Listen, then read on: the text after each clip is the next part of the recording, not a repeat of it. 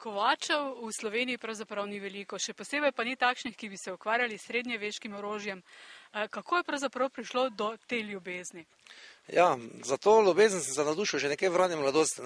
Oče je bil zbiratelj, bi rekel, fosilov, mineralov, pač tudi vsega ostalega, in me s tem pač nekaj navdušil nad tem.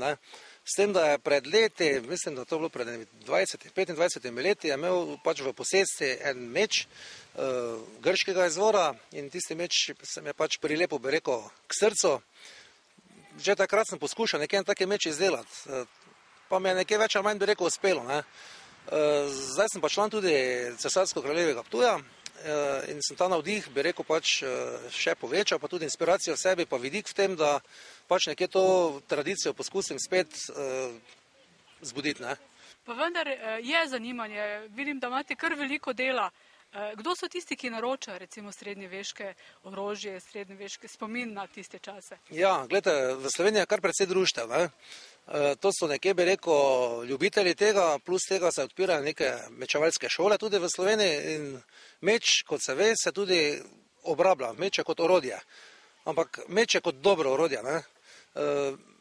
Z mečom, naprimer, je precej ur dela, dosti truda je vloženega noter, ker tudi meč je mora biti pravilno uravnotežen, zbalansiran, pasati mora v roko. Vsak človek ima nekje svojo višino in temu primerne tudi meč. Tada za vsakega človeka bi mogel biti meč po naročilu tudi izdelan. Koliko časa pravzaprav porabite za en tak meč? Za meč bi porabil tam nekje cirka 80 do 100 ur, plus nožnica, naprimer, pa še tisto nadaljnih 100 ur, ker z nožnice ogromno dela. Ljudje si pravzaprav težko predstavljamo, kakšno je življenje kovača. Kaj je tisto, kar je najtežje pri tem delu? Če delo ljubiš, mislim, da nič ni težko. Drugače pa, bi rekel, samo po sebi je tu pri izdelku, kot samem, kot je meč, je ogromno truda vloženega v samo izdelavo, tanjšanje meča, vročina te normalno zdela, ker to jaz kujem na star sistem, ne kujem z plinom, temveč na koks in oglje. Kakšne so to temperature? Temperature so pa ekstremne, temperature so tam od 680 do 900 stopinj, takrat je najbolj primerna temperatura za kovanje, pa za obdelavo železa. K vam pogosto prihajajo tudi otroci oziroma vi svojo dejavnost tudi prikazujete. Vidim, da imate tudi samostrel, danes ste delali tudi puščice. Je zanimanje med otroci? Bi rekel tak, otroci so v tem zelo zanimani za to, za streljanje, tudi za izdelavo samega, rečem, lokostrela ali meča.